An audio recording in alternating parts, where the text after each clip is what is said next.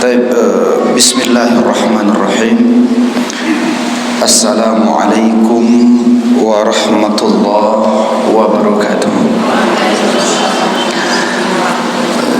Alhamdulillahi wa kafa, wassalatu wassalamu ala rasulil mustafa sallallahu alaihi wasallam. Ashhadu an la ilaha illallah wa ashhadu anna Muhammadan abduhu wa rasuluh sallallahu alaihi wasallam, amma ba'd. Puji dan syukur kepada Allah Subhanahu wa taala. Pertama sekali Allah kita puji karena Allah mengizinkan kita untuk bersilaturahim. Di atas itu semua kita puji Allah Subhanahu wa taala karena dalam tema kita ini semuanya rata-rata alumni umrah, ya Bu. Ini yang wajib kita syukuri karena dari 8 pintu surga itu ada namanya Babur Royan, yang masuk ke sana orang yang berpuasa. Setelah orang puasa masuk, tutup pintunya, tidak boleh masuk lagi yang lain. Ada lagi pintu namanya Babus Shalah. Semua orang yang salat masuk, semua orang yang salat masuk. Setelah orang salat masuk, tutup pintunya, tidak boleh masuk yang lain. Ada namanya Babus Sadaqah, yang ahli sedekah. Ada namanya Babul Jihad, orang yang berjihad, hanya mujahid saja yang masuk pintu itu. Dan orang yang diganjar pahala jihad, dia tidak jihad tapi diganjar pahala jihad, dia juga masuk pahala Babul Jihad. Kemudian ada pintu khusus namanya Babul Haji, pintu haji. Pintu haji itu juga masuk di dalamnya orang-orang yang berumrah. Tidak semua orang yang boleh masuk pintu itu, kecuali orang yang pernah mendatangi Ka'bah dengan slogan labbaik Allahumma labbaik. Jadi alhamdulillah, mudah-mudahan ada berkumpul kita bersama-sama di sini, berdesak-desakan kita dahulunya tawaf di bulan Ramadan. Mudah-mudahan nanti juga berpegang-pegangan tangan kita masuk ke surganya Allah dari pintu surga yang bernama Babul Haji wal Umrah. Ini syukur di atas segala syukur, insyaallah. Kemudian salawat dan salam untuk teladan kita Nabi Muhammad sallallahu alaihi wasallam. Bapak-bapak, angku-angku, para guru, para ustaz, ibu-ibu, rahimani wa rahimakumullahu jami'an. Tanpa berpanjang-panjang, karena momentum, kita menggunakan momentum hijrahnya Nabi Muhammad sallallahu alaihi wasallam. Jadi alangkah baiknya di kesempatan hari ini kita mengulang kembali sejarahnya Rasulullah sallallahu alaihi wasallam. Belajar sejarah Nabi itu faedahnya besar. Mengulang-ulang sejarah Rasulullah itu faedahnya besar. Kata Sa'ad bin Abi Waqqas, apa kata Sa'ad bin Abi Waqqas? Imla'u qulubakum bihubbi Rasulillah. Pesan Sa'ad bin Abi Waqqas, imla'u qulubakum, penuhi hatimu dengan cinta kepada Rasulullah sallallahu alaihi wasallam. Penuhi hati ini dengan cinta kepada Rasulullah sallallahu alaihi wasallam. Maka sahabat bertanya, bagaimana cara kami memenuhi hati kami dengan cinta kepada Rasulullah? Salah satu yang diajarkan oleh Sa'ad bin Abi Waqqas, ulang-ulang kembali sirah, mengingat sejarahnya Rasulullah sallallahu alaihi. Diulang sejarah Nabi Muhammad itu makin lama makin kenal, makin kenal makin sayang, makin sayang makin cinta, makin cinta kepada Rasulullah. Dan itu tiket untuk dapat bisa bersama Rasulullah sallallahu alaihi wasallam di surga.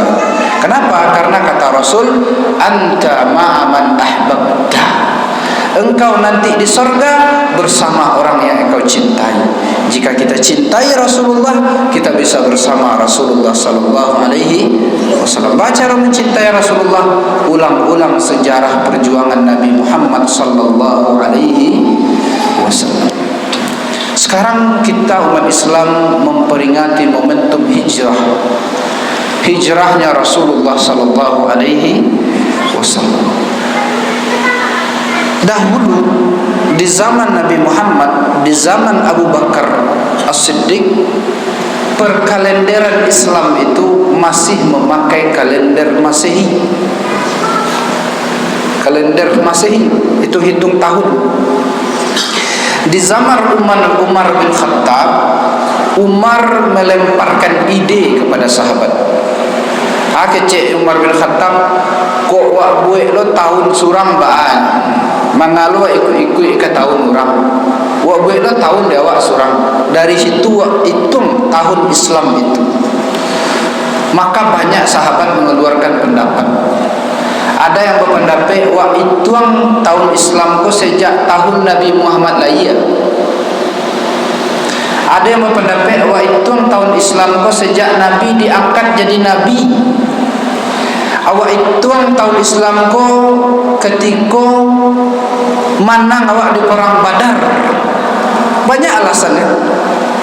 Maka dari sebanyak itu pendapat, maka akhirnya sahabat itu satu pendapat dengan pendapat wa mulai hitungan tahun baru Islam itu tidak sejak Nabi lahir doh, tidak sejak Nabi masuk Islam doh, tapi sejak Nabi Muhammad hijrah dari Mekah ke Madinah. Yang jadi pertanyaannya, Pak, kok harus itu? Hijrah ini adalah 13 tahun setelah Nabi Muhammad jadi Nabi. Hijrah ini ketika Nabi Muhammad sudah berusia 53 tahun. Kok harus hijrah ikut dihitung sebagai tanggal pertama, tahun pertama hitungan umat Islam. Artinya apa?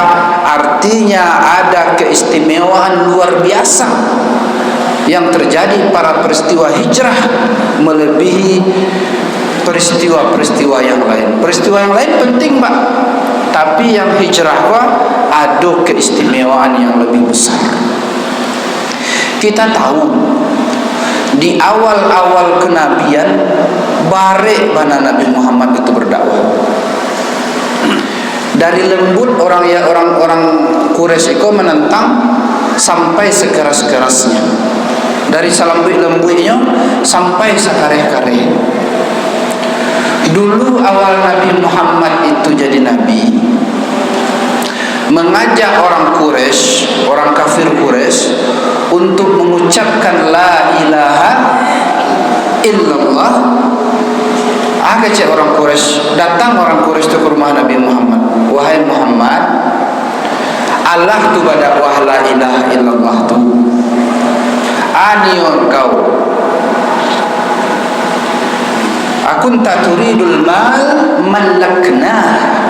Kalau engkau ingin harta Muhammad, kami kumpulkan harta kami berikan ke engkau. Kalau engkau niu harta, kami kumpulkan harta kami, malakna, kami kumpulkan harta kami berikan kepada engkau. Jika engkau ingin istri, ingin orang rumah, Pak, zawwajna bika asyarah, kami nikahkan engkau dengan perempuan tercantik kami 10 orang, ambil rencak pilihannya, Pak.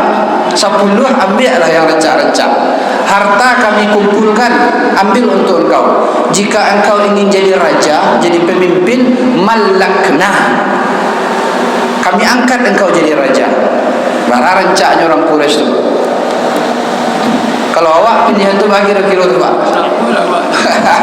Jadi siapa? Tapi jawab Rasulullah sallallahu alaihi wasallam, "Law wada'tumus syamsi fi yamini," seandainya kalian letakkan matahari di tangan kananku, wal qamara fi yasari, dan rembulan engkau letakkan di tangan kiriku, matahari sebelah subuh, bulan sebelah kidal, lan atruka hadzal din, tidak akan kutinggalkan agama ini, tidak akan berhenti aku mengajak kalian untuk mengucapkan la ilaha illallah. Selesai orang Quraisy, Pak? Tidak selesai. Musyawarah lo balik, rapi lo balik, caranya Muhammad ku berhenti. Dapat ide baru. ide baru masuk ke rumah Nabi Muhammad balik. Jawabnya, wahai Muhammad, amu riko salah. Baganti-ganti awak Muhammad. Setahun engkau sembah Tuhan kami, beko setahun berikutnya kami sembah Tuhan engkau. Beko tahun setelah itu engkau lo sembah Tuhan kami, beko sudah itu kami lo sama-sama menyembah Tuhan engkau. Kan ancak hadiah 50-50 nomor tu Pak.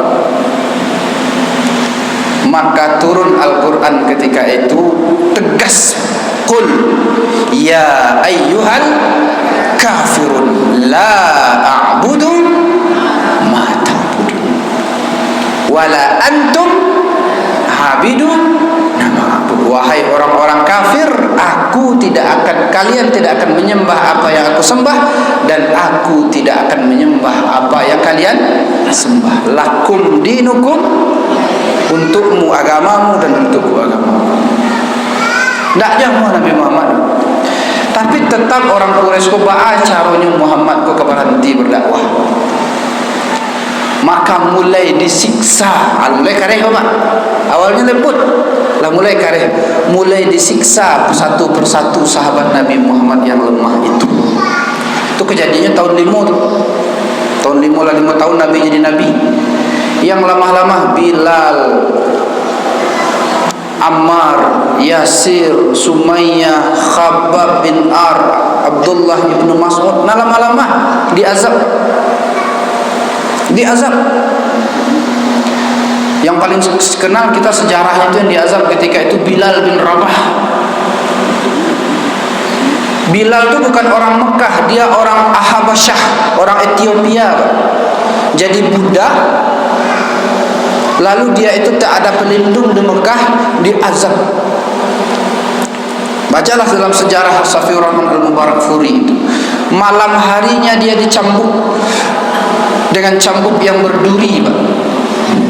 Malam hari, duri itu tinggal di dagingnya tak bawa dicambuk.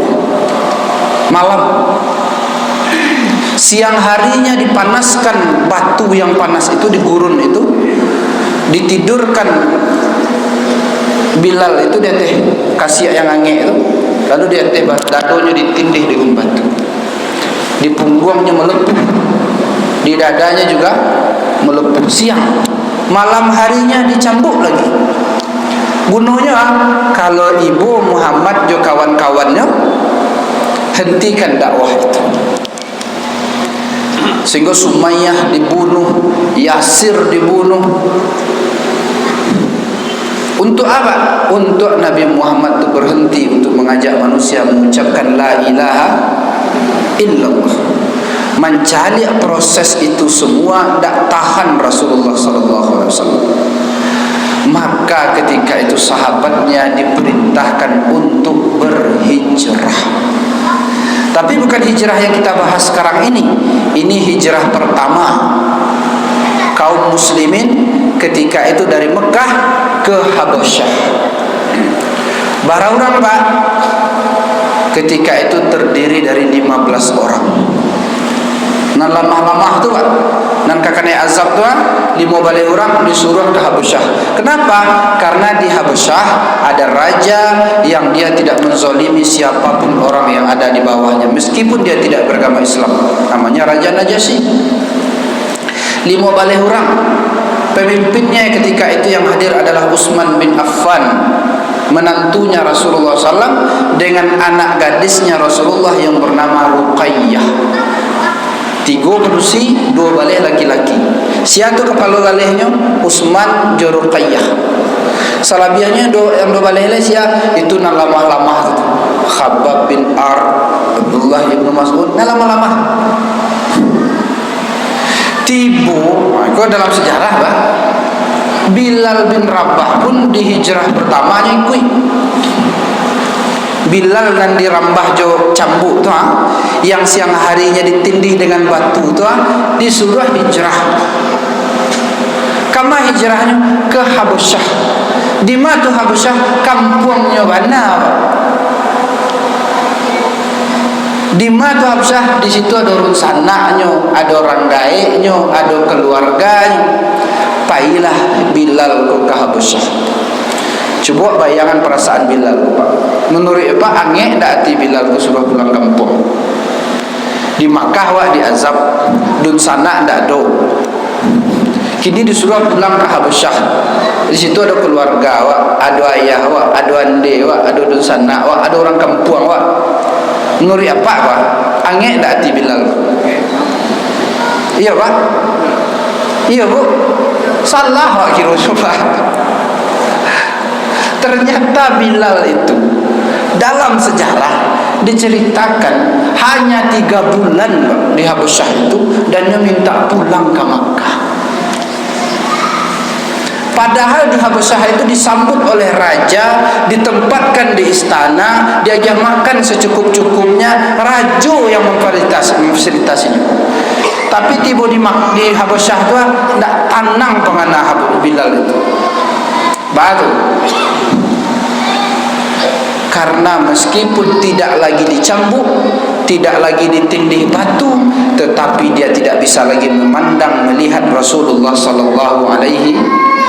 Nabi tidak nampak lain. Selama diazab, Nabi nampaknya senyum. Selama dirambah pakai cambuk, Nabi nampaknya senyum. Kini senyum Rasul tak nampak dah.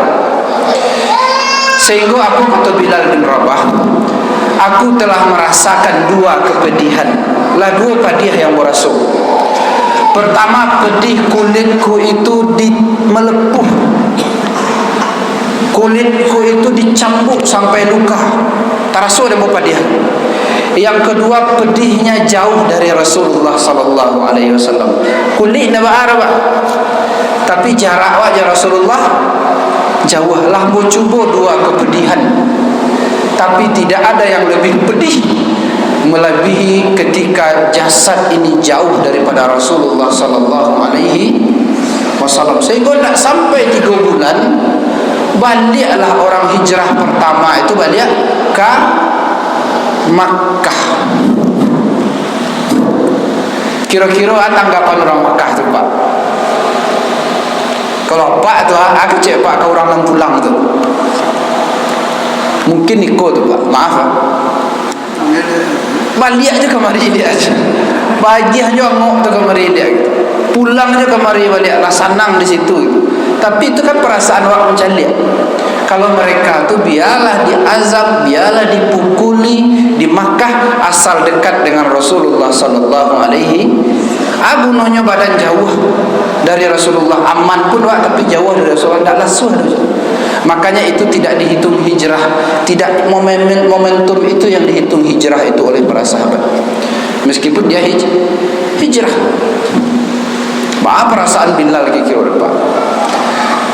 Maka tahun besoknya, tahun 6 kenabian, ada lo cara orang Quraisy untuk menghalangi Nabi Muhammad ke berdakwah, namanya boikot. Atau boikot Pak, tidak boleh menjual kepada Muhammad dan sahabatnya, tidak boleh membali dari Muhammad, tidak boleh meminjamkan, tidak boleh menerima pinjaman, tidak boleh bertegur sapa, tidak boleh main baunya, tidak boleh menikahkan, tidak boleh baragiah, tidak boleh menerima kepada Muhammad dan sahabat-sahabatnya. Itu makin sulit, ditutup jalan. Sehingga kecil Nabi Muhammad kalau mereka susah kabalanjo lainnya pitih, orang tak mau menjual. Kemenjual adona barang, orang tak mau membeli. Payah duit. Sehingga diperintahkan untuk hijrah kedua. Hijrah yang kedua. Jumlahnya lebih banyak. 102 balik orang. 102 balik orang. Nan lama-lama Pak. Abu Nuhnya tinggal di Makkah membeli, tidak bisa menjual, tidak bisa bertegur sapa, tidak bisa meminjam, tidak bisa dipinjamkan, tidak bisa. Berangkatlah 102 balik orang. Komandan pertamanya adalah Ja'far bin Abdul Muttalib. Ja'far bin Abdul Muttalib, pamannya Nabi. Nanti dan 2 balik pertama Pak, tidak mau ikut hijrah. Utsman tak mau bayi, Ruqayyah tak mau bayi, Bilal tak mau bayi. Ambil nama Rasul hijrah tu. Tak senang ni doh. Tak lasuh ni doh. Biarlah mu di Makkah kau tak menjual orang kamu anti, tak membali orang kamu anti, tak baragi orang kamu anti, tetapi mu bisa melihat Rasulullah sallallahu alaihi anak kau nan pai benar sarti do balik. Itu hijrah Habasyah kedua. Makin tenang orang kafir enggak, makin lama makin kareh, makin lama makin kareh. Nabi masih aman. Kenapa? Karena ketika itu Khadijah masih hidup, Abu Talib masih hidup. Setelah meninggalnya Khadijah, setelah meninggalnya Abu Talib, makin baik perjuangan Nabi Muhammad sallallahu alaihi wasallam. Tak ada yang melindungi lagi. Selama kuado. Yang terjadi lepas. Kau yang rombongan hijrah kedua kau tiba di Habasyah. Boykot itu terjadi selama 3 tahun, Pak. 3 tahun. Yang terjadi, Nabi kurangi berdakwah dengan orang Mekah. Nabi berdakwah dengan orang-orang yang datang dari luar Mekah. Tak mau nan di kampung kau tak menah. Cari keluar.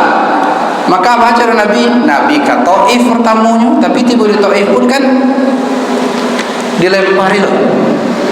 Kama Nabi lain? Nabi sambut orang-orang yang datang berhaji, terkhusus yang datang dari Yathrib atau yang datang dari Madinah. Ada orang pergi haji dari Madinah, ditunggu di Nabi di tengah jalan. Haji ni dah kau dihaji kini dah Pak, orang tu masih musyrik tu. Datangnya disambut oleh Nabi.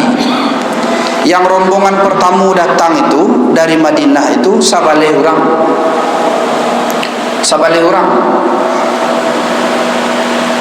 Itu dikenal dalam sejarah dengan nama Bai'ah Aqabah pertama. Orang Madinah datang tu sabaleh orang. 9 dari suku Khazraj, 2 dari suku Aus. Datang disambut oleh Nabi, diceritakan di Nabi tentang Islam. Islam tu tidak boleh membunuh, awak mentauhidkan Allah, tidak boleh berzina, tidak boleh memutuskan silaturahim. Banyaklah diceritakan Nabi tentang kebaikan Islam. Tertarik orang dan sabaleh itu Pak. Dan masuk Islamnya, berimannya dengan Nabi Muhammad. Tidak sampai ke Ka'bah lah, berimannya ke Nabi Muhammad. Lalu keciknya ke Nabi Muhammad, wahai Muhammad, kami ko baru beraja Islam baru. Utus ke kami seorang sahabat engkau untuk mengajarkan kepada ulun sanak kami di Madinah itu tentang Maka diutus dari Nabi Safir, duta Islam pertama, namanya Mus'ab bin. Jadi orang nan sabaleh ko tambah Mus'ab bin Umair, 2 baleh orang balik ke Madinah dia. Balik ke Madinah dia untuk mengajarkan Islam. Masuklah Mus'ab bin Umair itu ke Madinah. Diceritakanlah Islam ke orang Madinah. Banyak ketika itu orang Madinah yang masuk Islam. Sehingga tahun bisuaknya utuslah pimpinan-pimpinan kaumnya untuk memperbaharui baiatnya kepada Nabi Muhammad sallallahu alaihi wasallam. Dulu ada berjanji yang sebalih orang itu berjanji membaiat, bahasanya tidak akan mensekutukan Allah. Itu 3 janji itu. Janjinya 3 yang Akabah pertama itu dia akan bersedekah dalam keadaan lapang dan sempit. Itu pertama. Kemudian dia akan melakukan amar ma'ruf nahi mungkar. Kemudian 3 itu janji mereka itu. Lalu setelah itu tahun berikutnya datang 73 orang. Itulah perwakilan mereka Pak. Perwakilan kaum masing-masing. 73 orang membaiat Nabi Muhammad untuk kali kedua. Namanya Bai'ah Aqabah kedua. Isi perjanjiannya, ternyata mereka yang 73 itu misinya cik supaya Nabi Muhammad amuh pindah. Jangan tinggal di Makkah kolai. Kalau bisa tinggallah sama kami di Madinah. Di Madinah oranglah beriman seadanya dengan Nabi Muhammad sallallahu alaihi wasallam. Orang tu sayang ke Nabi Muhammad, orang tu cinta ke Nabi Muhammad. Maka aku pindahlah ke situ. situ tinggal jangan di Makkah kau joleh nan melindungi engkau ndak ada. Abu Talib lah meninggal, Khadijah lah meninggal, orang kafir Quraisy makin hari makin kuat. Maka ada bai'ah kedua. Janji mereka itu ada dalam Al-Quran itu. Apa janji mereka? Janjinya dia akan melindungi Nabi Muhammad, mencintai Nabi Muhammad lebih dari dia mencintai anak dan istrinya sendiri. Itu janji. Kalau pindah Nabi Muhammad itu ke Madinah, kami keluarkan anak istri kami, tinggal engkau di rumah kami. Itu yang. Kalau ada sesuatu yang kami makan, tidak ada yang dimakan Nabi Muhammad, kami ambil makanan anak istri kami itu, kami agian ke engkau Muhammad. Itu janjinya Pak, supaya Nabi Muhammad itu amu pindah ke Madinah. Kau baru masuk peristiwa hijrah. Momentum ini yang dijadikan oleh para sahabat dulu tahun baru hijriah. Itu menarik Pak. Kenapa? Hijrah kau yang ketiga itu hijrahnya diam-diam. Kecil Nabi Muhammad kepada sahabat yang telah beriman. Tak banyak orang beriman terus. Yang telah beriman, Allah memerintahkan engkau untuk berhijrah.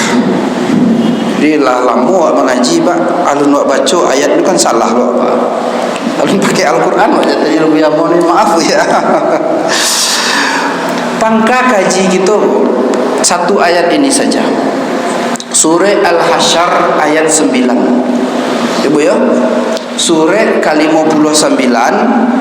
Surah Al-Hasyr surah ke-59 ayat 9. Kau dasar kaji gitu. Allah katakan, a'udzubillahi minasyaitonirrajim. Bismillahirrahmanirrahim. Walladzina tabawwa'ud dara wal iman. Walladzina tabawwa'ud dara wal iman. Dan orang-orang yang telah mempersiapkan tempat tinggal dan mereka juga telah mempersiapkan iman min qablihim, sebelum orang muhajirin itu datang kepada mereka. Alun hijrah orang tu lainnya telah mempersiapkan rumah. Alun hijrah orang tu lainnya telah mempersiapkan iman. Rumah lah dipersiapkannya, iman lah dipersiapkan. Maka harus ada ayat itu Pak, karena itu berbeda dengan dua hijrah sebelumnya. Hijrah yang sebelumnya disiapkan cuma tempat tinggal, tapi mereka tidak menyambut dengan iman. Raja Najasyi itu dengan penduduknya tidak beriman dengan Nabi Muhammad awalnya dulu. Tapi tinggal disediakan berimanin indah, makanya tidak dihitung hijrah itu dari umat Islam. Meskipun hijrah juga, cuma yang penting itu hijrah ketika muhajirin itu berangkat dari Mekah ke Madinah, mereka telah sambut dengan tempat tinggal yang layak dan mereka juga mempersiapkan iman sebelum orang-orang itu dah datang. Walladzina tabawwa'ud dara wal iman min qablihim, sebelum mereka itu hijrah, yuhibbuna man hajara ilaihim, mereka orang Ansar itu mencintai orang-orang yang hijrah kepada mereka. Wala yajidu fi sudurihim hajah, tidak ada terbetik sedikit pun di hati mereka ketika orang datang tu kira nak dibawa orang kemari, kira nak dia giahnya kawan, tidak. Mimma utu, anak kedapat itu tidak ada je fikirkan. Wa yu'thiruna ala anfusihim, bahkan mereka itu lebih mendahulukan orang yang hijrah itu ketimbang diri mereka sendiri. Walau kana bihim khasasah, meskipun pada dasarnya mereka itu lebih membutuhkan daripada orang yang hijrah itu. Orang yang hijrah kok Pak, orang panggalih, pedagang, kalau bahasa kininya miliarder, orang-orang bapitih, mereka itu hijrah. Sementara yang menyambutnya para petani, para peternak. Kau tidak menceritakan bahwa petani pitihnya lebih seketik daripada pun, tidak Pak. Tapi biasanya pedagang itu tentu rekeningnya lebih tapah daripada orang yang bersawah. Maaf Bapak ya. Nah, ketika orang yang datangnya orang-orang kayu-kayu, Abdurrahman bin Auf, Utsman bin Affan, Abu Bakar As-Siddiq, Umar bin Khattab, orang-orang bapitih, Sa'ad bin Abi Waqqas, ketika mereka datang hijrah, Kok kurang yang didatang, kurang bansai-bansai di Madinah.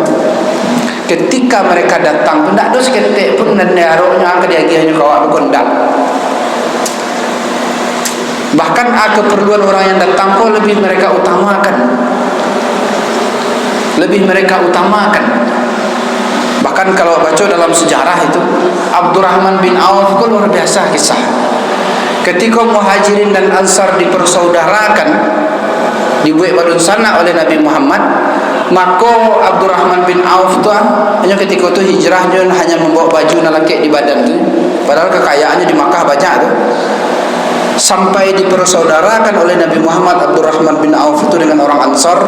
Kecik orang Ansar itu kepada Abdurrahman bin Auf, wahai Abdurrahman bin Auf, nan gadang panjang tu rumah ambo tu. Kini ambo balah dulu sebelum engkau datang, lambo karek dua rumah. Nan tagak ada kek pintu kedua tu atu orang rumah ambo kedua-dua itu. Kini Abdurrahman bin Auf, pilihlah engkau di rumah sebelah mana engkau tinggal. Engkau yang pilih. Sudah tu istri yang dua tu ambil ada engkau cik. Nama yang engkau pilih ambo jatuhkan talak kepadanya. Kok sejarah Pak? Kalau awak tentu jadi siapa ya. Tapi Abdurrahman bin Auf dah ditolak kedua-duanya. Kecil Abdurrahman bin Auf tunjukkan kamu di mana pasar.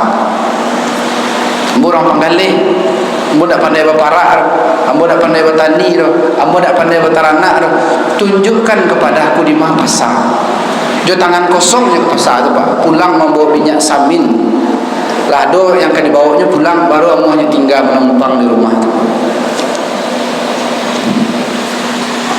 Pokoknya Masjid Muhammadiyah ya, konsepnya kok seperti Masjid Bilal di Madinah nih ya.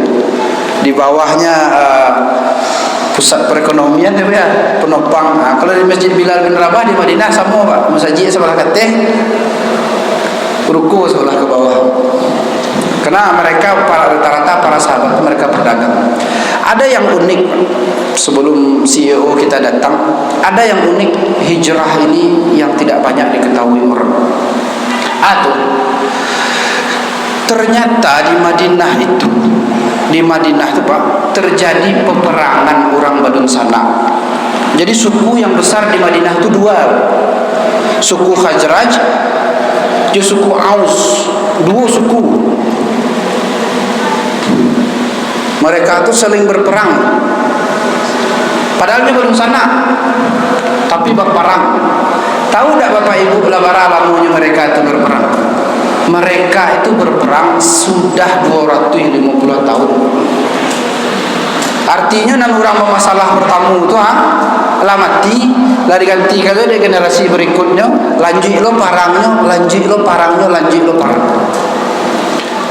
250 tahun mereka itu perang. Sebab perangnya, sebab perangnya itu dulu ada satu orang dari suku Aus dibunuh dan dituduh ketika itu yang membunuh dari suku Khazraj, sehingga suku Aus yang terbunuh orang suku itu minta ke suku Khazraj, siana membunuh di suku engkau itu antan orangnya kamari untuk kami kisas. Suku Khazraj tidak mau menyerahkan orang, suku Aus menuntut, sehingga asal suku Khazraj dibunuh di suku Aus. Nanda membunuh apa dibunuh ya. Suku Khazraj tidak ada terima, basogok itu suku Aus main bunuh saja. Makanya rancak kisah itu. Wa fil qisas hayah. Dalam kisah itu ada kehidupan. Seandainya yang pembunuh pertama itu diserahkan, selesai perkara. Tapi dia tidak mau menyerahkan, tentu main bunuh selama basogok. Dan peperangan itu berlanjut sampai 250 tahun. Bahkanlah Islam mereka kan ketika Bai'ah Aqabah pertama itu ada suku Aus, ada suku Khazraj. Lah Islam mereka Pak, nan hubungannya pada sana apa? Tetap aja dulu. Lah beriman sesama beriman, suku Aus lah beriman ke Nabi Muhammad, suku Khazraj lah beriman loh. Nan parangnya itu taruh juga Pak. Nan silaturahimnya itu tetapnya putih. Makanya luar biasanya Nabi Muhammad tuh, Pak. Ketika Nabi pertama sekali hijrah, sahabat kala dulu hijrah, Pak. Ketika Nabi hijrah itu, sampai yang didatangi oleh Nabi Muhammad pertama sekali itu adalah suku Aus. Di mana tuh? Di sabalah Masjid Quba. Di dekat Masjid Quba itu ada sumur, ada semua tuh. Namanya Bi'rul Iziq. Bi'rul Iziq di sebelah Masjid Quba itu ada sumur. Di situ kampung base campnya suku Aus. Sehingga Nabi Muhammad ketika hijrah, kasih itu Nabi Muhammad itu mendapat. Situ ada semua namanya Bi'rul Iziq. Dulu semua itu tidak bisa diminum airnya, Bu ya. Tidak bisa diminum airnya, agak tak kalik-kalik apa gitu. Sehingga Nabi Muhammad meludah di sumur Bi'rul Iziq itu. Sampai kini bisa ya itu diminum. Ada bawa jemaah itu ya? Belum. Sabalah tu Bi'rul Iziq. Nabi Muhammad bara lamu di situ. Nabi Muhammad di situ tu salamu ampe balik hari. Maka Nabi di situ menunggu Ali bin Abi Thalib. Kan ingat ketika Nabi hijrah kan Ali disuruh tinggal di kasuannya, Pak. Beko Ali itulah memagiahkan amanah yang dititipkan ke Nabi Muhammad. Ali sudah balikan ke orang punya balik. Maka sampai balik hari setelah itu Ali tiba. Nabi tidak bergerak-gerak di suku Aus itu sampai Ali bin Abi Thalib datang. Yang uniknya berita Nabi ko tiba di Aus lah pacah sama Madinah. Tahu tak Pak di mana markasnya orang Khazraj? Kalau Aus cakap dekat Masjid Quba. Kalau orang Khazraj di mana base campnya? Base campnya tu di Masjid Nabawi bagian belakang, namanya Saqifah Bani Sa'idah. Mungkin ada dibawa di Buya ke situ. Ada taman-taman di sudut Masjid Nabawi bagian belakang, ada namanya Saqifah Bani Sa'idah. Itu base campnya orang-orang dari suku Khazraj. Di Kuba base campnya orang-orang suku Aus. Sehingga orang Aus kok lah senang tiap hari bisa nampak Nabi Muhammad. Lah beriman sama jawab, Pak. Awak lah beriman Nabi Muhammad tapi tidak nampak. Kini Nabi Muhammad tiba ke kampung awak. Berakhir kira, Pak. Tentu ingin mencari lihat. Nang suku Aus kok tiap pagi lah tiba di dekat semua Iziq tu. Terima kasih, Pak. Nabi Muhammad kau tiap pagi, orang Aus kau tiap pagi langsung lah tiba dekat semua Iziq tu, lah dicarinya Nabi Muhammad sehari sampai Nabi Muhammad kalau pulangnya lagi. Besok pagi lah tiba nya balik dicarinya Nabi Muhammad tu, jualah beriman pun tapi belum pernah nampak. Dicarinya Nabi Muhammad, dibawanya anak istrinya. Lama-lama hari pulang lalu Nabi Muhammad baliknya ke rumahnya balik. Lah pecah berita aku di Madinah. Bagi kira orang Khazraj, Pak. Orang Khazraj yang dekat Saqifah tu bah kira-kira tu. Kapai tu kan laulunya, Pak. Kapai ke suku Aus awak baparang. Indak kapai Nabi dah tiba situ. Sehingga Nabi Muhammad tu dipedian saya dulu. Padahal waktu Bai'ah Aqabah tu orang Aus ko berdua, orang Khazraj 9. Kecik Nabi ke suku Aus itu lah barari yang mau disiko, tapi si fulan tidak nampak ada boros. Nabi bukan tidak tahu, Pak, lah tahu orang apa perang. Lalu aja orang Aus dekat Masjid Quba itu, wahai Rasulullah, seandainya orang yang kau baca namanya tadi itu si fulan tu diinjakkannya kakinya di siku, kami penggal kepalanya. Nyampangnya sasek kemari ya Rasulullah, kami penggal kepalanya. Maka kecil Nabi Muhammad keluar pedang sekali itu, dipegang tangan orang itu oleh Rasulullah, dipacik tangan dek Nabi, langsung dingin, Pak. Orang panen parang selama 250 tahun, dikaca tangan dek Rasulullah langsung hilang panennya, Pak. Kecil Nabi, pedang yang engkau hunuskan ini tidak pantas pantas dihunuskan kepada saudaramu yang beriman.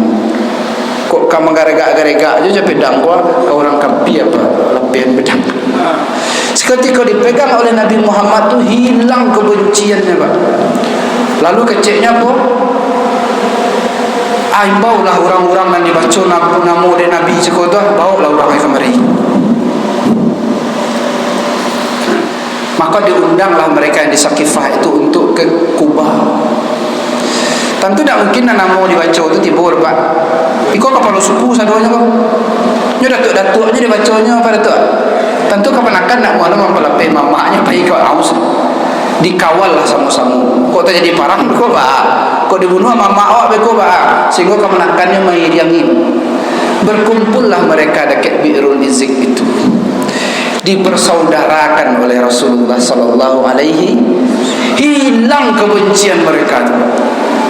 Aku hikmahnya momentum tahun baru Hijriah memang momentum persatuan, momentum untuk silatur. Cocok na buya membiak jadwal silaturahim di Hijriah. Bahasa dun sana lah orang. Tapi apakah dun sana langsung, Pak? Tentu tidak. Apa sudah bercakap orang besoknya langsung akrab, Pak? Itu malu-malu kucing ada. Ngilu-ngilu kuku ada, Pak. Sehingga apa? Sehingga dipersatukan Nabi Muhammad, tagaknya berjarak-jarak aja baru. Awalnya berkawan, tapi tagak berjarak-jarak aja baru. Sehingga apa? Sehingga dibangun oleh Nabi Muhammad ketika itu masjid. Namanya Masjid Quba. Sama je ikut nama, Pak.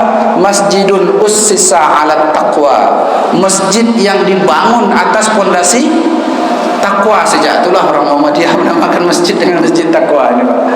Masjid yang dasarnya dibangun atas dasar takwa dan persaudaraan. Sembahyang ketika itu ditegakkan salat berjamaah.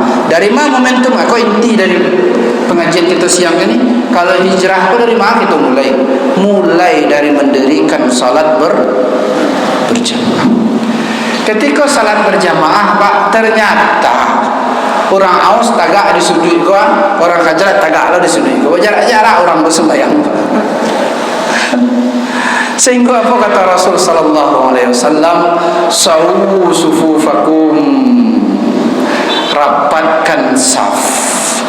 Al-qadam bil qadam, al-qadam bil qadam, wal katif bil katif. Kaki pertemuan jo kaki, bahu pertemuan jo bahu. Jangan sampai ada jarak seketik pun kecil Nabi, meskipun sejarak anak kambing. Berikut tagak setan di antara itu dipecah ni lo kalian kau kecil Rasulullah. Sehingga nan jarak-jarak itu lama-lama mulai mendekik, rapik le.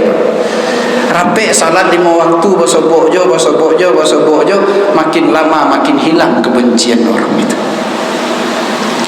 Makanya kecil Nabi Muhammad, ada orang di suku Khazraj itu tidak mau apa ika Kubah, Pak. Banyak nan penyapa, nan murah memaafkan, lah mau apa sembahyang ke Kubah.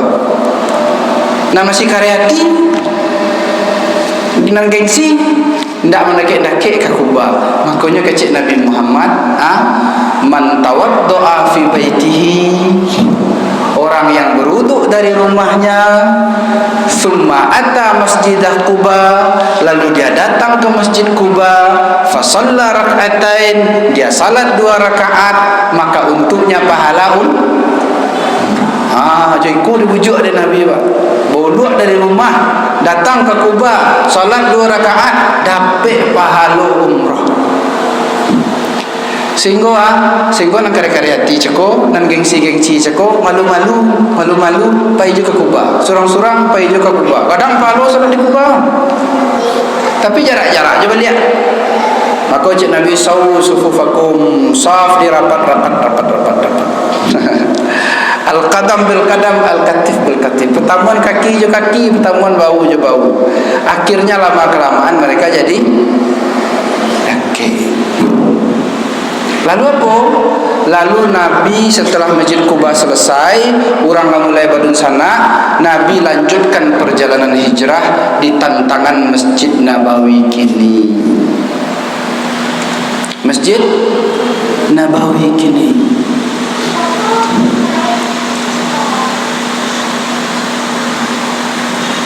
Lalu diajarkan Nabi kita keistimewaan Masjid Nabawi itu. Salatun fi masjidi afdalu bi alfi salatin mimma siwahu. Sekali semayang di masjid ambo koha lebih utama 1000 kali salat dibanding salat di masjid nan lah. Mam masjid nan lain Pak. Lado masjid ku Muhammadiyah ke Pak. Alun nan ada masjid ku banyak. Dua masjid yang ada salat di masjidku lebih utama daripada yang masjid yang lain. Orang di Kuba nang gengsi-gengsi itu Pak, nang malu-malu tu surang-surang, mandok-mandok, malu-malu semayang ke Masjid Nabawi itu. Tiba di sini berjarak-jarak tegak. Kecil Nabi al-qadam bil qadam, al-katif bil katif. Kaki sama kaki, bahu sama bahu. Artinya masjid ini didirikan oleh Rasulullah SAW untuk menyatukan hati. Hilang permusuhan Aus dengan Khazraj. Kalau orang Badun sana kolah mulai akrab, lah bisa saling memaafkan, maka datang orang berhijrah ke Madinah lebih gampangnya menerima. Tapi kalau mereka ada Badun sana ko tetap paparang, baalun muhajirin tu ka marasodake. Jodun sana nya surang, nya parang. Kini datang orang hijrah, datang hijrah, disambui dia orang. Nyaman orang datang situ. Sampai hari ini Pak, 4 kali abad setelah kejadian itu, Ba'ara Swati Pak di Madinah. Ba'ara Swati Pak di Madinah. Apa nak pandai bahasa orang Sinan? Rasul disambut ya Pak, tandang ya Pak, taraga ya Pak. Sejak itulah kota Madinah itu menjadi kota yang dirindukan. Kenapa? Karena di sana telah terbangun silaturahmi. Di sana itu telah terbangun ukhuwah Islamiyah. Bahkan sehari orang Sinan Rasulullah setahun nggak Rasul Sinan akrab seorang lagi, senyum seorang untuk kawan atas siap.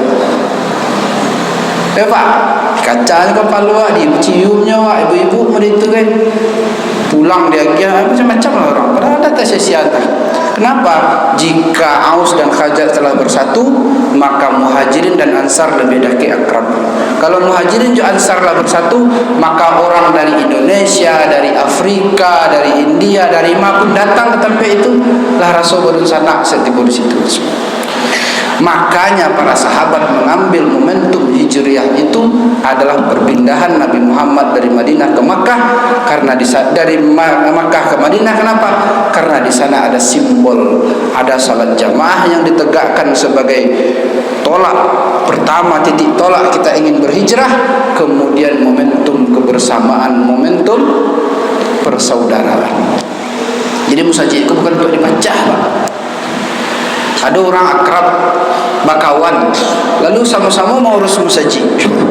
Setelah mau urus musajid bercakap Pak, tidak usah punya Pak. Berarti ada di antara yang dua orang tua ada yang tidak ikhlas niatnya salah seorang. Ada pengurus bercakap. Kalau pengurus kalau bercakap, jamaah cakap apa Pak? Kalau jamaah musajid kalau pecah, nanti masyarakat sekitarnya juga berpecah. Kalaulah berpecah itu musibah terbesar yang terjadi di umat Islam itu ketika mereka berpecah. Betul Pak, karena dia tidak merujuk kembali kepada persatuan masjid itu. Barangkali dulu orang-orang tua kita di Muhammadiyah Bu ya, mereka selalu menamakan masjidnya itu dengan masjid takwa ini. Mudah barangkali hikmahnya itu supaya yang mengelola ini mengingat kembali sejarah bagaimana bersatunya Muhajirin dan Ansar, Aus dan Khazraj di Masjid Quba, yang masjid itu dinamakan dalam Al-Quran dengan Masjidul Ussisa 'ala Taqwa, masjid yang dasarnya itu adalah takwa. Lah dua masjid Pak, satu Masjid Quba, satu Masjid Nabawi. Ka Quba kalau keistimewaannya, ke Masjid Nabawi kalau keistimewaannya. Lah bersatu umat Islam ketika itu, lah saling menyayangi umat Islam ketika itu. Tetapi ketika ada yang bersatu, ada hati orang yang tidak senang mencari. Iko di mana tampe kau ya. Ketika orang bersatu, ketika orang kompak, ada orang yang hatinya berpenyakit, tidak senang hatinya mencari orang itu bersatu. Lah kompak orang mau sakit hatinya. lah bersatu orang lah sakit hatinya. Kau dapat orang kau pecah selama di dulu balik. Sehingga mereka itu membangun masjid baru. Kau setelah ayat masjid takwa itu, mereka bangun masjid baru. Al-Quran menyebutnya dengan nama Masjid Dirar dalam surah Taubah. Dibuatnya masjid khusus. Nan boleh sembahyang kawan-kawannya sen. Kurang sikit kuat bahasanya. Nan boleh mengaji itu kawan-kawan sen. Di luar kelompoknya tidak boleh lagi-lagi ke masjid itu, dipecah kembali umat Islam itu. Berkelompok-kelompok kembali mereka.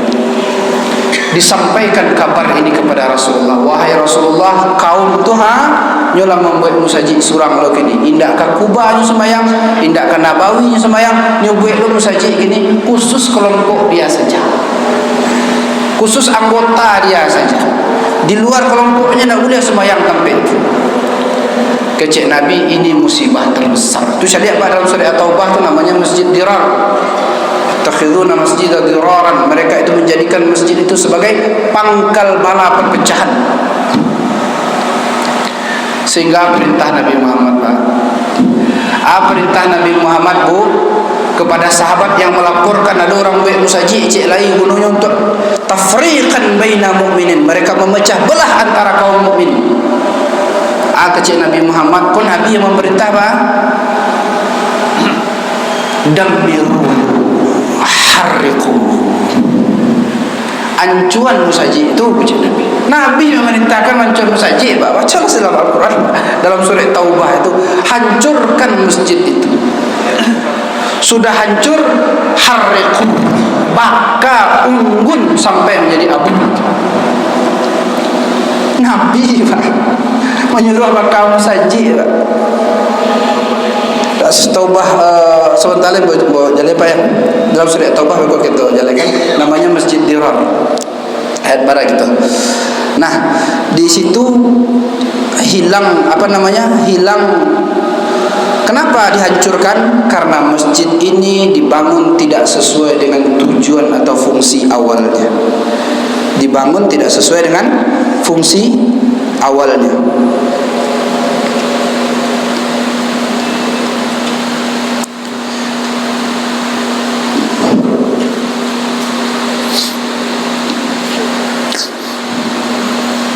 Jadi Bapak Ibu, ini pengajian kita kalau saya lihat di jam lah sejam lebih ngaji Pak.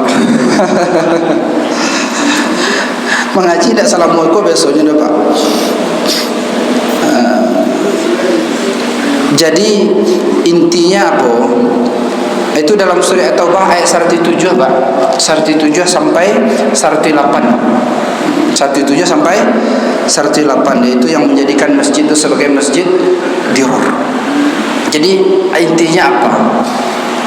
Kesimpulan dari pengajian kita kini dari momentum hijriah itu, kita ulang sejarah hijrahnya Nabi Muhammad SAW itu untuk mengingat bahwa perjalanan penting adalah perjalanan persaudaraan, penyatuan, merapatkan saf kaum muslimin. Dan cara merapatkannya tidak ada cara lain kecuali dengan bersatunya umat itu di masjid dengan menegakkan salat berjamaah. Jadi dengan salat berjamaah, kalau ada punya lawan-lawan kareh Pak, di mana sembahyang situ lo Pak sembahyang. Ada punya lawan kareh Pak, di mana sembahyang situ lo Pak sembahyang. Di mana tagak lo dekat jauh. Awalnya yang jauh itu Pak, kok pepet teri. Sampai akhirnya beko sudah sembahyang, awaklah assalamualaikum, awaklah sama berdoa, awaklah bersalam. Lama-lama beko permusuhan itu akan jadi tinggal surau Pak. Orang dia punya lawan ditinggal surau, bodak sembahyang sinan lido. Pantun nyodo sinan tu itu sama Pak, tambah pecah Pak. Di mana sembahyang turunnya ke situ tu Pak. Datangi mereka ke situ. Mudah-mudahan ini pelajaran yang diajarkan oleh para sahabat sehingga mereka bersepakat menjadikan momentum tahun baru Hijriah itu adalah proses hijrahnya Nabi Muhammad dengan para sahabat dari Mekah ke Madinah, dan di situ lahirlah persatuan, lahirlah kekompakan, terjalinnya silaturahim Sehingga apa? Karena itu adalah cikal bakal Islam itu bisa kuat ketika umatnya ini bersatu. Cikal bakalnya itu bersatu. Sebelum betul-betul Pak ya, lah 10 tahun Nabi Muhammad itu di Madinah, lalu keluar Bilal dari kamarnya Nabi Muhammad, lalu kecek Bilal, qubida Rasulullah sallallahu alaihi wasallam. 10 tahun Nabi di Madinah, keluar Bilal dari kamar Nabi, keceknya qubida Rasulullah. Artinya apa? Telah meninggal Rasulullah sallallahu alaihi wasallam. Manangi orang sama Madinah tu Pak. Suku Aus dan Khazraj kok berkumpul aja balik di dekat Sakifah Bani Sa'idah itu. Manganya di situ Nabi Muhammad dah meninggal. Nyo datang ke kampung awak. Kini pemimpin dak do. Ba ke kira ko awak nak jadi pemimpin balik. Itu Sakifah tu Pak. Maka diceritakan kepada Umar bin Khattab, kecil Umar bin Khattab, meninggalnya Nabi Muhammad sallallahu alaihi wasallam itu adalah musibah. Dan itu baru musibah yang ringan. Musibah yang barik itu ketika umat Islam terpecah di Sakifah Bani Sa'idah. Lah bawa awaknya, lah kami umat Islam kau lihat. Kami yang punya negeri Madinah, mereka aku datang ke kampung awak. Lah kami orang tua kecil Umar bin Khattab, itu musibah lebih barik daripada meninggalnya Nabi Muhammad sallallahu alaihi wasallam. Datang Umar ke situ, datang Abu Bakar di situ, dipersatukan mereka. Awak aku ndak kami lah itu. Awak aku lah ummatan wahidah. Kini nanti telah menjadi umat yang satu. Kalau kami je mengecek, mereka je mengecek, lah hancur lah musibah gadang itu. Sehingga bersatu mereka kembali, sepakat mereka mengangkat Abu Bakar As-Siddiq sebagai penggantinya Rasulullah sallallahu alaihi. Kedua tampik itu Pak, Sakifah Bani Sa'idah dan Bi'rul Uzik itu sampai hari ini tidak digaduh-gaduh di pemerintah. Makanya kalau umrah beko dibawanya di Buya ziarah dalam pasti diceritakan di Buya Sakifah Bani Sa'idah. Besok barangkali sekali lagi ya Buya, mudah-mudahan tiba di Kuba. Di paganya tu Buya pakai seng Buya, pakai seng. Cari ke dalam tu ada beko seng tangga lah cik. Oh ya, masuk ke dalam tu banyak di situ tu petani-petani kurma, boleh ada masuk dalam tu. Ada semuanya di situ, boleh diminum airnya. Itu tuh menjadi sejarah. Tak boleh, tidak bisa ia diminum kecuali setelah diludahi Nabi Muhammad baru ia bisa diminum. Bisa jalan kaki dari Masjid Kuba. Di sebelah mukonya tu, muko bagian kanan Masjid Kuba itu. Mudah-mudahan ada masuknya kita bersilaturahim nanti. Rancak cerita ko sana nak sikur Pak. Cerita ko yang rancak sana di tampil je mana ya Buya. Di dakek lubuk tu mana cerita tu lasuh tu Pak. Mereka yang berniat nanti sama Buya, kalau dibawa boleh Buya, insya-Allah kita ceritakan di situ nanti Buya. Karena kami juga Buya ko lama aku Bu. Sejak di Rizkia kami lah sama dulu. Lalu sama-sama berhijrah ke tempat yang lebih amanah, lebih baik insya-Allah. Kami sama-sama Buya kepala cabang Padang Panjang dan Ambo kepala cabang Bukit Tinggi.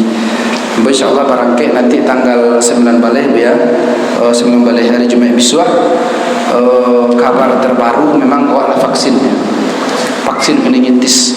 Petang Ambo ke Padang membawa jamaah untuk vaksin meningitis. Itulah wajib. Untuk keberangkatan tanggal 9 Baleh. Kemudian tanggal 7 Baleh besok ada tur 3 negara, ada dari Padang Panjang yang bergabung dengan Bukit Tinggi. Kami model itunya Pak. Kami je Buya aku salin isi maisi kami dulu. Mudah-mudahan silaturahim kami dengan Buya, dengan Bapak Ibu semuanya adalah silaturahim yang berkah. Pengajian kita ini mudah-mudahan diberkahi oleh Allah Subhanahu wa taala.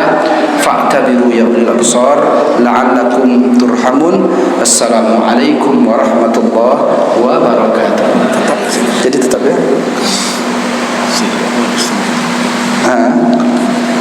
Jadi okey.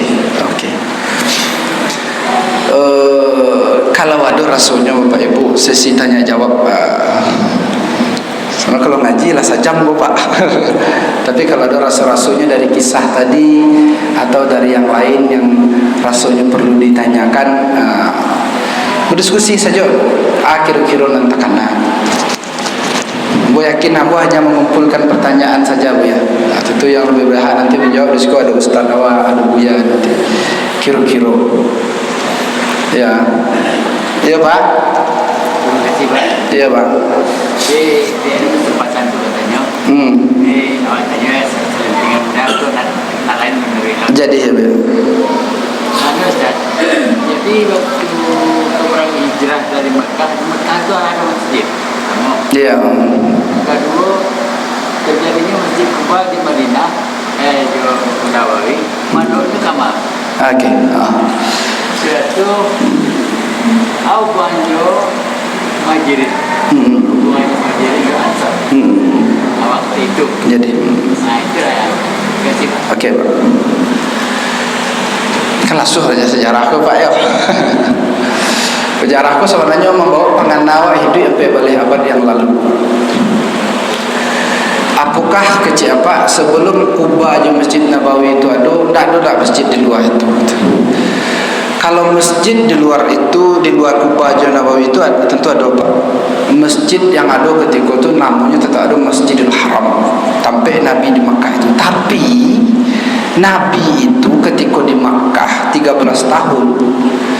Dan ketika di Madinah, di Masjid Kuba dan Masjid Nabawi, ketika itu kiblatnya tidak kiblat yang sekarang.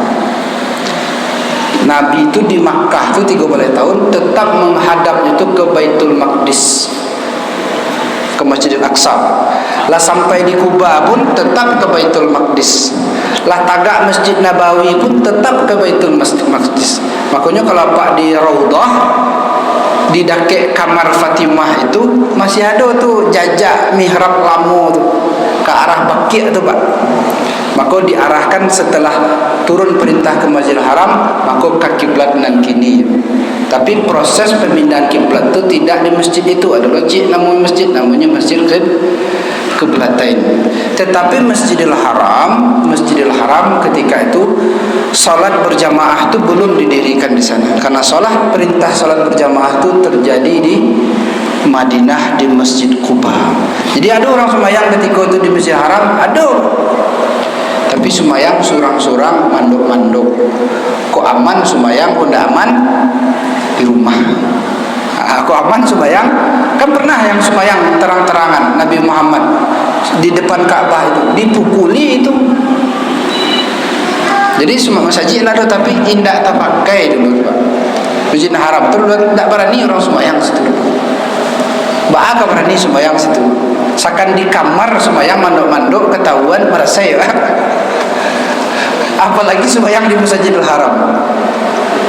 Tapi lain halnya kalau setelah peristiwa Fathul Makkah. 9 tahun setelah Nabi itu hijrah, ada peristiwa Fathul Makkah. Idza jaa nasrullahi wal fath.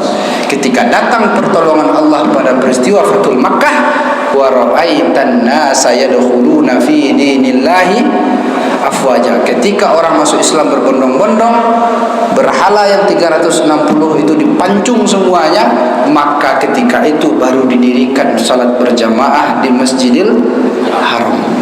Dulu dah tahu orang masjidnya lah do, cuma orang tak tahu sembahyang situ. Makanya pindah ke Madinah supaya aman solat berjamaah. Itu makanya kecil sahabat tu Masjid Quba aku sangat luar biasa. Kenapa? Karena itulah masjid di mana para sahabat itu dia menyembah Allah, tidak ada rasa takut sedikit pun kecuali hanya kepada Allah. Tidak ada rasa takut itu kecuali hanya kepada Allah.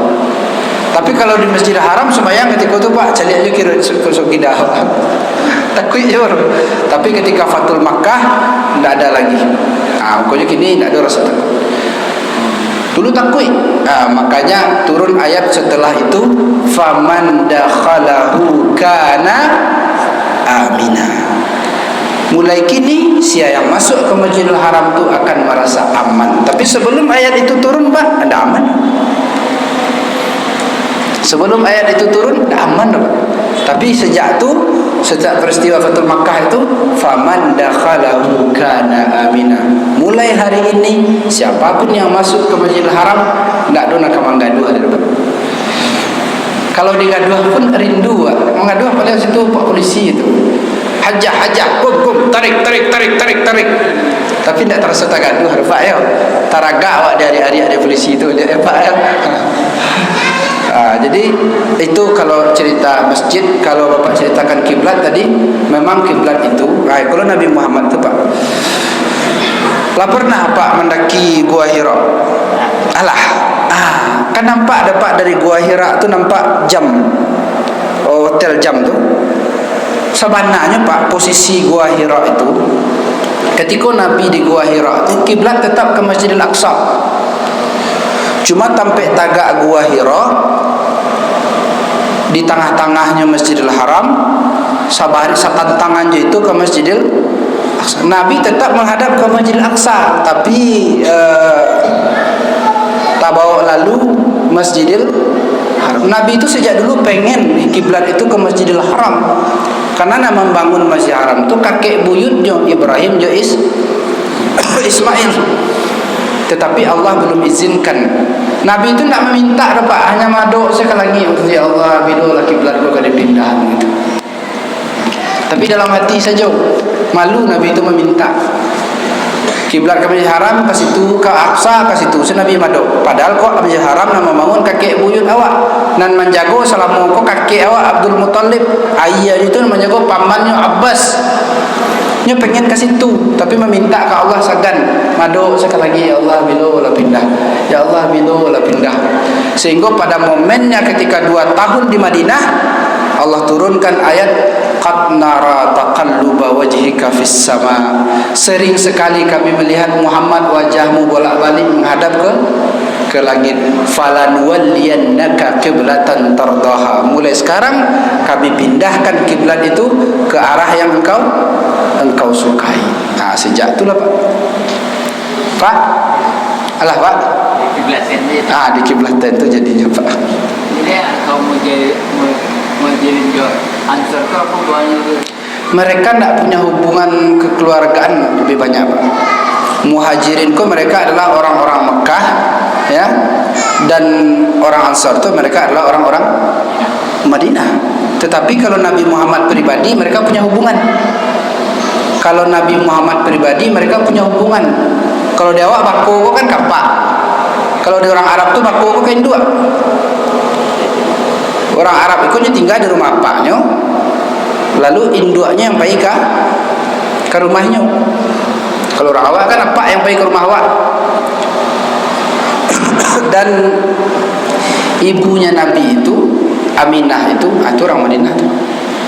Keluarganya, klannya Aminah itu di Madinah. Dan Abdullah kau dulu pergi manggaleh dari Makkah ke Madinah kau. Basobok lah jo Aminah itu. Sehingga ketika manggaleh itu habis itulah beliau wafatnya di Madinah itu. Ketika Nabi adun lahir, Aminah ko ketika dulu tu orang Arab tu Pak, ketika suami meninggal, awak harus pulang ke rumah ranggai. Kalau meninggal suami, istriku pulang ke rumah ranggainya. Nan Aminah ko ditahaninya di Abdul Muttalib, di mintuonya. Jangan balik ke Madinah tu lain, tetap salah tinggalnya kami di situ. Tinggal Aminah tu di situ. Makanya nyopai umur 6 tahun Nabi Muhammad nyopai ke Madinah, pai menziarahi makam suaminya. Pulang dari situ ada kota namanya Abuah, antara Makkah dan Madinah. Meninggallah Aminah di situ umur Nabi usia 6 tahun. Ada hubungannya. Dan Aminah iko dengan Abdullah itu dikaji-kaji katanya basobok lo lihat mereka itu sama-sama dari Quraisy. Jadi orang Muhajirin ko Pak, ada yang bersangkut je orang Ansar, ada lo nan tak ada sangkut pawitnya sama sekali hubungan kekerabatan. Itunya tentang kota Madinah itu Pak. Yang kata Nabi Muhammad SAW itu sebenarnya banyak kisah menarik. Kalau cerita Nabi Muhammad kau tidak habis-habis. Kisah hidup Nabi Muhammad kau lasu apa? Tahu tak Pak? Ketika turun ayat Idza jaa nasrullahi wal fath, ketika datang pertolongan Allah, ketika peristiwa Fathul Makkah, wa ra'aitan nasa yadkhuluna fi dinillahi afwaja, kamu lihat manusia itu masuk Islam dalam keadaan berbondong-bondong. Ayat itu turunnya di Madinah tuh Pak. Ayat idza jaa itu. Ketika ayat itu turun, manangi orang Ansar Pak.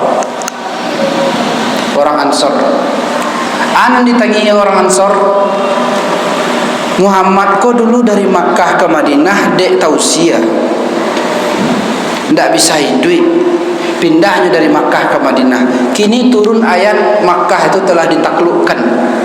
Orang Makkah tu masuk Islam dalam keadaan berbondong-bondong. Ain ditangi orang Madinah tu, berarti sesudah ko Muhammad ko beko balik liak ka Makkah, tinggalnya di sana je keluarganya di Makkah, nyu tinggal awak di Madinah.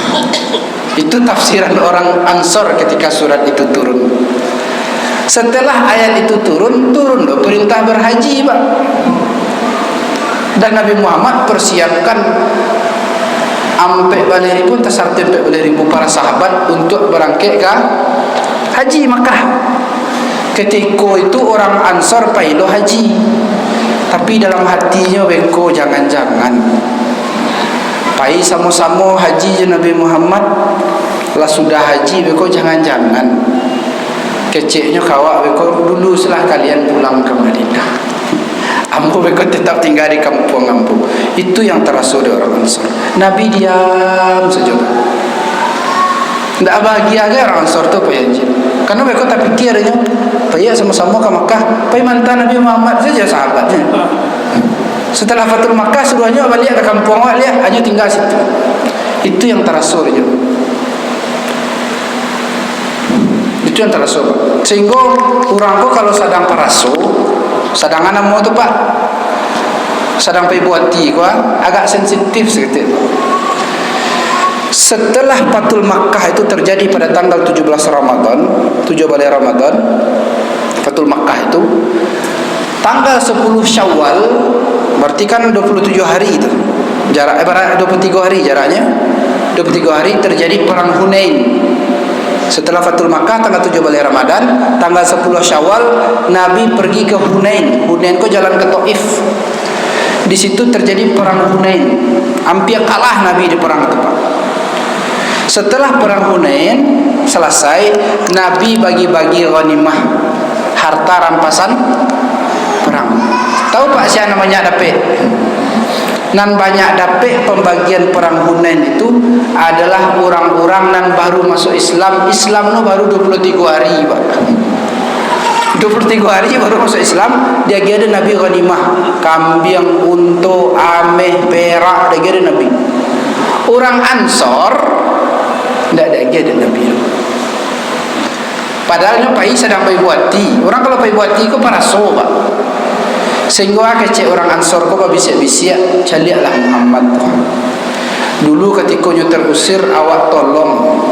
Perang Badar ndak ada hubungan Jawa satu perang. Perang Uhud awak bantu lo nyu, perang Ikol awak bantu lo nyu. Awak tolong Muhammad tu sallallahu alaihi. Kini giliran nyebut balik ke rumah dun sana ya. Setelah perang nan dibagi-baginya dun sananya awak nak menolongnya sallallahu alaihi ndak lagi. Kau nak salah dah Pak. Orang kau kalau sedang pergi buati Pak murah nak tersinggung ya Pak. Sehingga bisik-bisik mereka itu terdengar oleh Rasulullah sallallahu alaihi wasallam. Kecik Nabi, ya ma'syaral ansar, wahai orang-orang Ansar. Berkumpullah orang-orang Ansar itu. Lalu kecik Nabi terangah ada bawa mereka. Kan difitnahnya Nabi itu Pak. Kan dituduhnya Nabi itu Pak.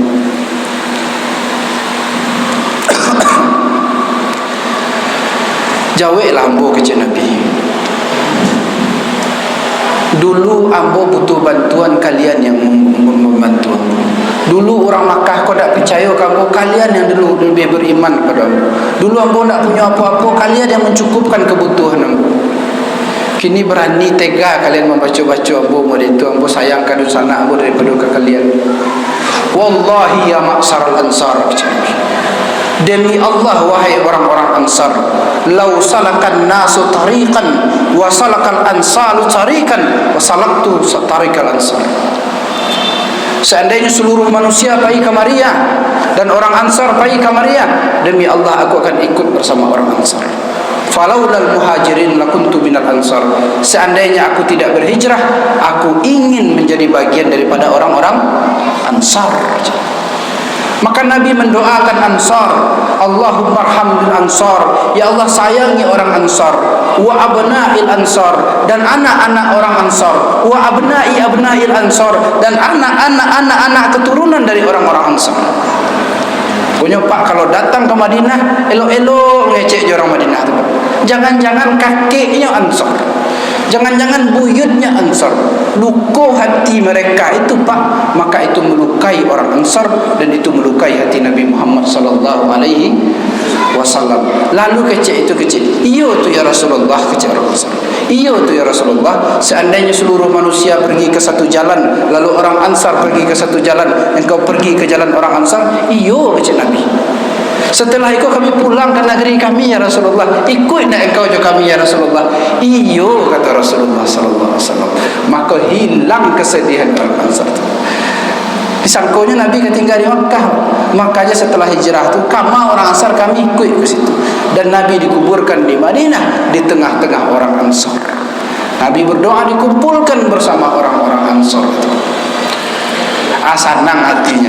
Maka turun ayat terakhir ketika itu, al-yauma akmaltu lakum dinakum. Hari ini telah kusempurnakan agama. Sempurna. Balik Nabi ke Madinah, tidak lama setelah haji itu, setelah peristiwa haji itu, Nabi ketika itu meninggal dan dikuburkan di Madinah. Pak cerita ke Rasulullah Pak. Rasul-rasul kamu daftar ke Buya Rasulullah. Dicari tampil ke Rasulullah Buya. Yang mau cerita enggak apa-apa. Cerita modeko Rasulnya diulang. Beko diulang cerita yang sama ke Pak. Tapi di Makkah Al-Suh tu Pak. Di Madinah Al-Suh tu. Kota yang paling menenangkan itu adalah Madinah. Tidak manga-manga Pak di Madinah tu, tidak semayang, tidak berzikir, tidak mengaji, nanti kau tenang saja. Pak kau tenang. Karena Pak tahu sabelok lah itu dari tampil Pak lalu tu di situ ada Rasulullah sallallahu alaihi wasallam. Lurus dari tempat Pak lalu tu belok sekitar step masuk pagar step, di situ ada Rasulullah sallallahu alaihi wasallam. Kenapa hati kita tenang? Mencari kubah hijau itu siapa rasa senang hati dia. Kenapa? Karena di bawah kubah hijau itu terbaring orang yang paling kita cintai, yaitu Rasulullah sallallahu alaihi wasallam. Di mana sobadan kini Bu? Jadi Bu, iya Pak, iya Bu.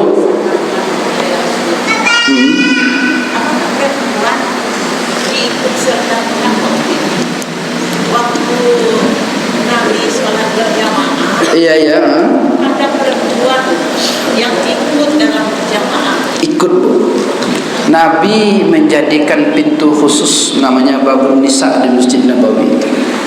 Pintu namanya khusus. Kalau Babun Nisa itu kalau apa-apa masuk raudah yang pakai tasrih itu Pak, kan Pak masuk di kumpulannya songgok-songgok tu. Tu berjalan ke pintu raudah itu, tapi masuk raudah itu namanya Babun Nisa. Itu namanya pintu perempuan. Dari pintu itu dulu perempuan masuk. Itu tibonya pas di dakek kamarnya Fatimah. Jadi diikutkan, iya. Di Kuba apakah diikutkan juga? Tetap diikutkan juga. Nabi mengatakan la tamna'u ima Allah an masajidiha.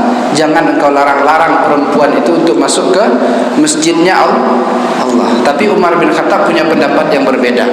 Umar bin Khattab itu hanya mengizinkan istrinya salat ke masjid hanya di waktu-waktu gelap saja.